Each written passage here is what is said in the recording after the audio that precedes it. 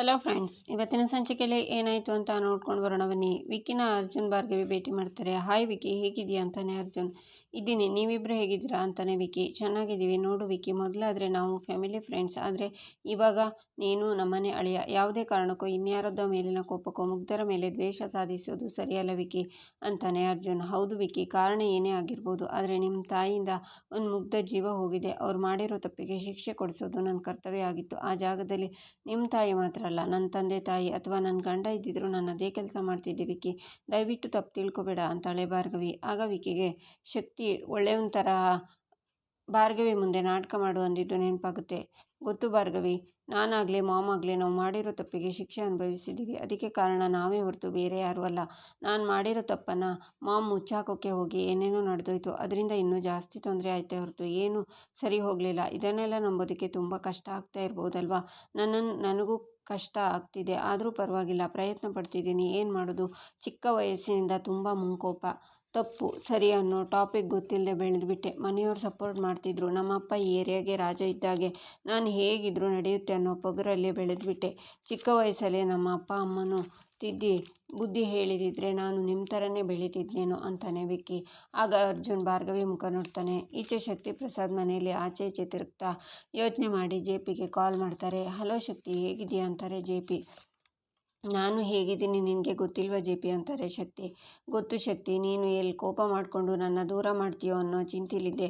ಈಗ ಕಾಲ್ ಮಾಡಿದ್ಯಲ್ಲ, I am so really relief ಅಂತಾರೆ ಜೆ.ಪಿ. ನಿನ್ನ ಸೊಸೆ ಇಲ್ಲದೆ ಇದ್ದಿದ್ರೆ ನಾವಿಬ್ಬರು ಹೀಗೆ ಮಾತಾಡೋ ಕಾಲ ಬರ್ತಾನೆ ಇರಲಿಲ್ಲ. ಅವಳೇ ಖುದ್ದಾಗಿ ಬಂದು ಕೆಲವು ವಿಷಯಗಳನ್ನು ನನಗೆ ಅರ್ಥ ಮಾಡಿಸಿದ್ಲು. ನನ್ನ ಕಡೆಯಿಂದ ನಿನ್ನ ಸೊಸೆಗೆ ಥ್ಯಾಂಕ್ಸ್ ಹೇಳಿಬಿಡಪ್ಪ ಅಂತಾರೆ ಶಕ್ತಿ. ಹೌದು ಶಕ್ತಿ, ಬೃಂದ ಇಲ್ಲದಿದ್ದರೆ ನಾನು ಏನಾಗ್ತಿದ್ನೋ ನನಗೆ ಗೊತ್ತಿಲ್ಲ. ನನ್ನ ಇಬ್ಬರು ಮಕ್ಕಳು ಭೂಮಿಗೆ ಭಾರ ಕೂಳಿಗೆ ದಂಡ ಅಂತ ನನ್ನ ಮಾತು ಕೇಳಲಿಲ್ಲ. ಕೊನೆಗೆ ನನ್ನ ಪರವಾಗಿ ನಿಂತಿದ್ದು ಬೃಂದ ಒಬ್ಬಳೇ. ಆದರೂ ದಿಢೀರಂತ ನೀನು ರಾಜೀನಾಮೆ ಯಾಕೆ ಕೊಟ್ಟೆ?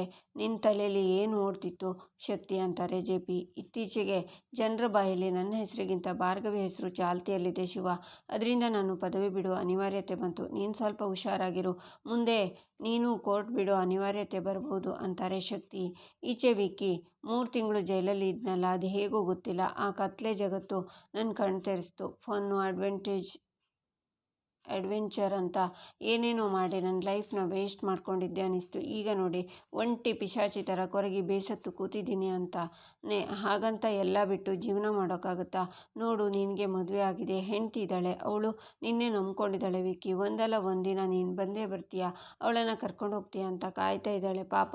ನೀನು ಅವಳಿಗೆ ಧೈರ್ಯ ತುಂಬಿ ಜೊತೆಯಾಗಿ ಜೀವನ ಮಾಡಬೇಕಲ್ವಾ ಅಂತಾನೆ ಅರ್ಜುನ್. ಪಾಪ ರಿತು ತನ್ನ ಮನೇಲಿ ಇರೋಕ್ಕಾಗದೆ ನಿಮ್ಮ ಮನೆಗೂ ಬರೋಕ್ಕಾಗದೆ ತುಂಬಾ ಚಡಪಡಿಸ್ತಿದ್ದಾಳೆ ವಿಕ್ಕಿ. ಪಾಪ ಅವಳು ಏನು ತಪ್ಪು ಮಾಡಿದ್ದಾಳೆ, ಅವಳ್ಯಾಕಷ್ಟು ಒದ್ದಾಡಬೇಕು ಅಂತಾಳೆ ಭಾರ್ಗವಿ. ಅಯ್ಯಯ್ಯೋ, ನನ್ನ ರೀತಿ ಯಾವ ತಪ್ಪು ಮಾಡಿಲ್ಲ. ನಾನು ಮಾಡಿರೋ ತಪ್ಪನ್ನು ಅರಗಿಸಿಕೊಳ್ಳೋಕ್ಕಾಗದೆ ನಾನೇ ಅವಳಿಂದ ದೂರ ಇದ್ದೀನಿ ಅಷ್ಟೇ. ನಿಜ ಹೇಳಬೇಕು ಅಂದರೆ ನನಗೇನು ಮಾಡಬೇಕು, ಹೇಗಿರಬೇಕು ಅಂತಲೇ ಗೊತ್ತಾಗ್ತಿಲ್ಲ. ಮನೇಲಿ ಎಲ್ಲರೂ ದುಃಖದಲ್ಲಿದ್ದಾರೆ. ಮನೇಲಿ ಒಬ್ಬೊಬ್ಬರು ಒಂದೊಂದು ಮ್ಯೂಸಿಯಂ ಪೀಸು. ನನಗೆ ದಾರಿ ತೋರ್ಸೋಕ್ಕೆ ಯಾರೂ ಇಲ್ಲ ಅಂತಾನೆ ವಿಕ್ಕಿ. ನಾವಿದ್ದೀವಿ, ನಾವು ನಿನ್ನ ಜೊತೆ ಇದ್ದೀವಿ ವಿಕ್ಕಿ ಅಂತಾನೆ ಅರ್ಜುನ್. ವಿಕ್ಕಿ ಜೀವನ ಬದಲಾಗೋಕ್ಕೆ ಎಲ್ರಿಗೂ ಒಂದು ಅವಕಾಶ ಕೊಡುತ್ತೆ. ಆಗ ಅವಕಾಶ ಈಗ ನಿನಗೂ ಬಂದಿದೆ. ಬದಲಾಗೋ ಮನಸ್ಸು ನಿನಗಿದೆಯಾ ಅಂತಾಳೆ ಭಾರ್ಗವಿ. ಮನಸ್ಸು ಮಾಡಾಗಿದೆ ಭಾರ್ಗವಿಯವರೇ. ಇನ್ನು ಮುಂದೆ ನನ್ನಿಂದ ಸಣ್ಣ ನೊಣಕ್ಕೂ ನೋವಾಗಬಾರ್ದು ಅಂತ ಆಗಲೇ ಡಿಸೈಡ್ ಮಾಡಿದ್ದೀನಿ ಭಾರ್ಗವಿಯವರೇ. ಇನ್ನೊಂದು ವಿಷಯ ಗೊತ್ತಾ, ಜೈಲಲ್ಲಿದ್ದಾಗ ನನ್ನ ಕೆಟ್ಟ ಚಟಗಳು ನನ್ನ ಬಿಟ್ಟ ಹೋಗಿದೆ ಅಂತಾನೆ ವಿಕ್ಕಿ. ವಿಕ್ಕಿ, ನಿಜವಾಗ್ಲೂ ನನಗೆ ನೀನೇನ ಅನ್ನಿಸ್ತಿದೆ ಅಂತಾನೆ ಅರ್ಜುನ್. ಬದಲಾಗಬೇಕು ಅಂದ್ಕೊಂಡಿದ್ದೀನಿ. ಹೇಳಿದ್ನಲ್ಲ, ಹಳೆಯದನ್ನೆಲ್ಲ ಮರೆತು ನೀವೇ ನನಗೆ ದಾರಿ ತೋರಿಸ್ಬೇಕು ಅಂತಾನೆ ವಿಕ್ಕಿ. ನಾವು ಇಲ್ಲಿಗೆ ಬರುವಾಗ ನಿನ್ನ ಹೇಗೆ ಅರ್ಥ ಮಾಡಿಸ್ಬೇಕು ಅಂದ್ಕೊಂಡೇ ಬಂದ್ವಿ. ಆದರೆ ಜೀವನ ನಿನಗಾಗಲೇ ತುಂಬ ಅರ್ಥ ಮಾಡಿಸ್ಬಿಟ್ಟಿದೆ. ಚಿಂತೆ ಮಾಡಬೇಡಿ ವಿಕ್ಕಿ, ನಿಮ್ಮ ಜೊತೆ ನಾವಿದ್ದೀವಿ ಅಂತಾಳೆ ಭಾರ್ಗವಿ. ಆಗ ವಿಕ್ಕಿ ಫೋನ್ ತೆಗೆದು ನೋಡಿ ರಿತು ಮತ್ತೆ ಮತ್ತೆ ಕಾಲ್ ಮಾಡ್ತಾನೆ ಇದ್ದಾಳೆ. ಅವಳು ಕಾಲ್ ರಿಸೀವ್ ಮಾಡೋದಕ್ಕೆ ನನಗೆ ಮುಖನೇ ಇಲ್ಲ, ಅದಕ್ಕೆ ಸುಮ್ಮನಾಗ್ಬಿಟ್ಟಿದ್ದೀನಿ ಅಂತ ಸುಳ್ಳನ್ನು ಹೇಳ್ತಾನೆ ವಿಕ್ಕಿ. ಈಚೆ ಜೆ.ಪಿ. ಹಾಗಾಗೋದಕ್ಕೆ ನಾನು ಬಿಡಲ್ಲ ಶಕ್ತಿ. ನನಗೆ ನಿನಗೆ ಆಗಿರೋ ಅವಮಾನನ ನಾನು ಅಷ್ಟು ಸುಲಭವಾಗಿ ಮರೆಯಲ್ಲ. ಒಂದು ಕೇಸ್ ಗೆದ್ದು ಇಷ್ಟೊಂದು ಬೀಗ್ತಿದ್ದಾಳೆ, ಮುಂದಿನ ಕೇಸಲ್ಲಿ ಅವಳು ನೆಲ ಕಚ್ಚೋ ಹಾಗೆ ಮಾಡೇ ಮಾಡ್ತೀನಿ. ನಾನು ಅವಳಿಗೆ ಅವಳ ಪರವಾಗಿ ನಿಂತಿರೋ ಜನಕ್ಕೆ ಅವಳ ಯೋಗ್ಯತೆ ಏನು ಅಂತ ನಾನು ತೋರಿಸ್ತೀನಿ ಅಂತಾರೆ. ನಿನ್ನ ಹಠ ಒಳ್ಳೆಯದೇ. ನಿನ್ನ ಕೋಪದಲ್ಲಿ ಸುತ್ತ ನಡೀತಿರೋದನ್ನು ಮರಿಬೇಡ. ನಾನು ಇದೇ ಆವೇಶದಲ್ಲಿದ್ದೆ. ಈಗ ನೋಡು, ರಾತ್ರೋರಾತ್ರಿ ಪದವಿನ ಕಳ್ಕೊಂಡು ಮನೇಲಿ ಕೂತಿದ್ದೀನಿ ಅಂತಾರೆ ಶಕ್ತಿ. ಅಂದರೆ ಇಲ್ಲಿಗೆ ಎಲ್ಲ ಮುಗ್ದೋಯ್ತು ಅಂತೀಯ ಶಕ್ತಿ ಅಂತಾರೆ ಜೆ.ಪಿ. ಖಂಡಿತ ಇಲ್ಲ ಶಿವ. ಒಂದು ಅಧ್ಯಾಯದ ಅಂತ್ಯ ಅಂದರೆ ಇನ್ನೊಂದು ಅಧ್ಯಾಯದ ಆರಂಭ. ನಾನು ಕಳ್ಕೊಂಡಿರೋ ಅಧಿಕಾರನ ನನ್ನ ಮಗನ ಮೂಲಕ ಪಡ್ಕೋತೀನಿ. ಈ ಕೆಲಸಕ್ಕೆ ನಿನ್ನ ಮತ್ತೆ ನಿನ್ನ ಸೊಸೆ ಸಹಾಯ ಬೇಕು ಶಿವ ಅಂತಾರೆ ಶಕ್ತಿ. ನಿನ್ನ ಹೆಸರನ್ನು ಎತ್ತಿ ಹಿಡಿಯೋಕ್ಕೆ ನನ್ನ ಪ್ರಾಣ ಬೇಕಿದ್ರೂ ಒತ್ತೆ ಮಾಡಿರ್ತೀನಿ. ಏನು ಮಾಡಬೇಕು ಅಂತಾರೆ ಜೆ.ಪಿ. ಭಾರ್ಗವಿಗೆ ಜಯಕಾರ ಹಾಕ್ತಾ ಇರೋ ಅದೇ ಜನ ಭಾರ್ಗವಿಗೆ ಧಿಕ್ಕಾರ ಕೂಗಬೇಕು. ವಿಕ್ಕಿನ ಒಳ್ಳೆಯವನು ಅಂತ ಒಪ್ಕೋಬೇಕು ಅಂತಾರೆ ಶಕ್ತಿ. ಆ ವಿಷಯ ನನಗೆ ಬಿಡು, ನೀನು ಧೈರ್ಯವಾಗಿ ಮುನ್ನಡೆ, ನಾನು ನಿನ್ನ ಜೊತೆಗಿದ್ದೀನಿ ಅಂತಾರೆ ಜೆ.ಪಿ. ಇನ್ನೊಂದು ಇಂಪಾರ್ಟೆಂಟ್ ವಿಷಯ, ಈ ಎಲ್ಲ ಮ್ಯಾಟರ್ ಪ್ಲ್ಯಾನು ನಿನ್ನ ಸೊಸೆ ಬೃಂದಾದ್ದು. ಅವಳು ನಮ್ಮ ಜೊತೆಗೆ ಇರೋವರೆಗೂ ನಾವು ಹೊಸ ದಾರಿನ ಕಂಡ್ಕೋಬಹುದು, ನಾವು ಸೇಫ್ ಆಗೂ ಇರ್ಬೋದು. ನೆನಪಿರಲಿ ಶಿವ ಅಂತ ಕಾಲ್ ಕಟ್ ಮಾಡ್ತಾರೆ ಶಕ್ತಿ. ಈಚೆ ವಿಕ್ಕಿ ಒಬ್ಬ ಗಾಡಿ ಡ್ರೈವರ್ಗೆ ಮೆಸೇಜ್ ಮಾಡ್ತಾನೆ. ಅವನ ಫೋನ್ ನೋಡಿ ಅಲ್ಲೇ ದೂರದಲ್ಲಿರೋ ಅವನು ಭಾರ್ಗವಿ ಅರ್ಜುನ್ ಮುಂದೆ ನಡ್ಕೊಂಡು ಬರ್ತಿರೋ ಸ್ಕೂಲ್ ಹುಡುಗಿಗೆ ಆಕ್ಸಿಡೆಂಟ್ ಮಾಡ್ತಾರೆ. ಶಾಕ್ನಿಂದ ಅರ್ಜುನ್ ಭಾರ್ಗವಿ ನೋಡ್ತಾರೆ.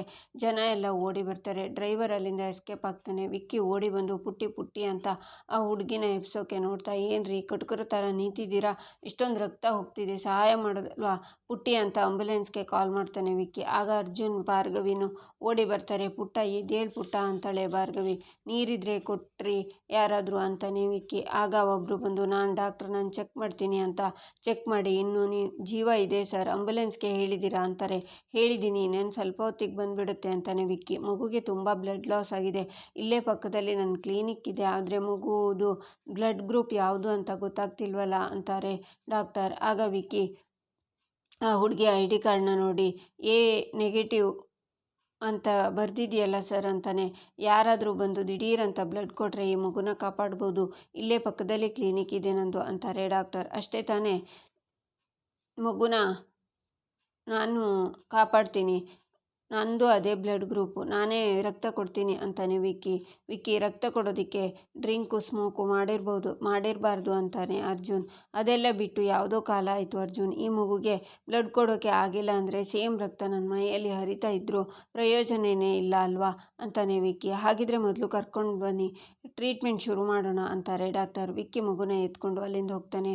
ಈ ಮಗು ಪ್ರಾಣನ ಕಾಪಾಡೋಕ್ಕೆ ಬಂದವರು ಯಾರು ಗೊತ್ತಾ, MLA ಶಕ್ತಿ ಪ್ರಸಾದ್ ಮಗ ವಿಕ್ರಮ್ ಭೂಪತಿ. ಮೊದಲು ಪೊರ್ಕಿ ತರಹ ಆಡ್ತಿದ್ದ, ಈಗ ಇಷ್ಟೊಂದು ಬದಲಾಗಿದ್ದಾನೆ ಅಂತ ಅಲ್ಲಿರೋ ಜನ ವಿಕ್ಕಿನ ಹೊಗಳ್ತಾರೆ.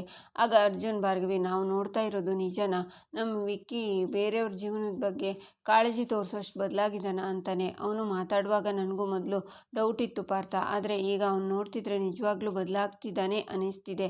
ಅಲ್ಲ, ಒಂದು ಮಗುಗೆ ತಾನು ರಕ್ತ ಕೊಡ್ತೀನಿ ಅಂತ ಕರ್ಕೊಂಡೋದ, ಒಂದು ಮಗು ಜೀವಕ್ಕೋಸ್ಕರ ಅವನು ಅಷ್ಟೊಂದು ಒದ್ದಾಡ್ತಿರೋದನ್ನು ನೋಡ್ತಾ ಇದ್ದರೆ ನಿಜವಾಗ್ಲೂ ಜೈಲು ಶಿಕ್ಷೆ ಅವನಿಗೆ ಪಾಠ ಕಲಿಸಿದೆ ಅನ್ನಿಸ್ತಿದೆ ಅಂತಾಳೆ ಭಾರ್ಗವಿ.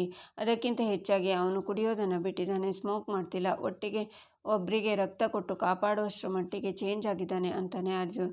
ಇದು ಅವನು ಬದಲಾಗೋ ಮೊದಲನೇ ಹೆಜ್ಜೆ ಪಾರ್ಥ. ನಾನು ಅವನ್ನ ಕೈ ಹಿಡಿದು ದಾರಿ ತೋರಿಸ್ಬೇಕು, ಜೀವನ ಕೊಟ್ಟು ಅವಕಾಶನ ಅವನು ಉಪಯೋಗಿಸ್ತಾ ಇದ್ದಾನೆ ಅಂತಾಳೆ ಭಾರ್ಗವಿ.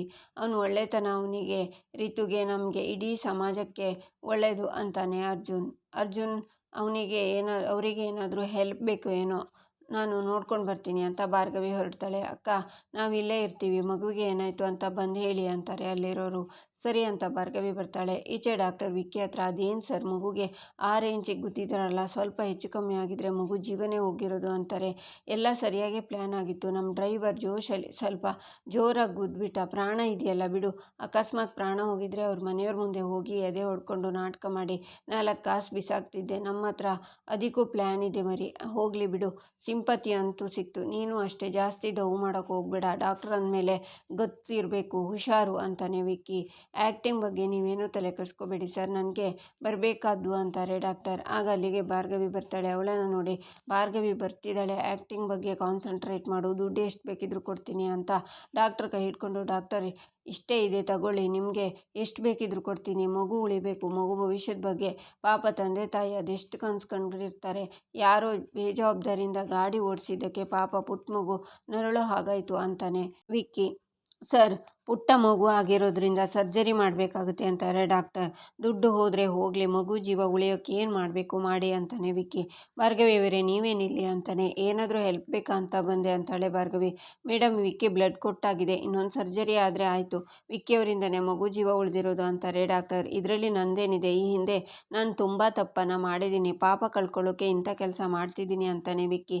ನಾನು ಮುಂದಿನ ಕೆಲಸ ಮಾಡ್ತೀನಿ, ನಾನಿನ್ನು ಹೊರಡ್ತೀನಿ ಅಂತ ಡಾಕ್ಟರ್ ಹೋಗುವಾಗ, ಡಾಕ್ಟರ್ ಏನಾದರೂ ಸಹಾಯ ಬೇಕಿದ್ರೆ ಕೇಳಿ, ನನ್ನ ನಂಬರ್ ಇದೆ ಅಲ್ವಾ ಅಂತಾನೆ ವಿಕ್ಕಿ. ಇದೆ ಸರ್, ಬರ್ತೀನಿ ಅಂತ ಡಾಕ್ಟರ್ ಹೋಗ್ತಾರೆ. ವಿಕ್ಕಿ, ನಿಮ್ಮನ್ನು ನಾನು ಏನೋ ಅಂದ್ಕೊಂಡಿದ್ದೆ, ಒಬ್ಬ ವ್ಯಕ್ತಿ ಬದಲಾಗಬೇಕು ಅಂತ ಸಂಕಲ್ಪ ಮಾಡಿಕೊಂಡ್ರೆ ಎಂಥವ್ರು ಬೇಕಾದರೂ ಬದಲಾಗ್ತಾರೆ ಅನ್ನೋದಕ್ಕೆ ನೀವೇ ಸಾಕ್ಷಿ. ವಿಕ್ಕಿ, ಅಲ್ಲಿ ಎಲ್ಲರೂ ಕಾಯ್ತಿದ್ದಾರೆ, ಬನ್ನಿ ಹೋಗೋಣ ಅಂತ ಭಾರ್ಗವಿ ಹೋಗ್ತಾಳೆ.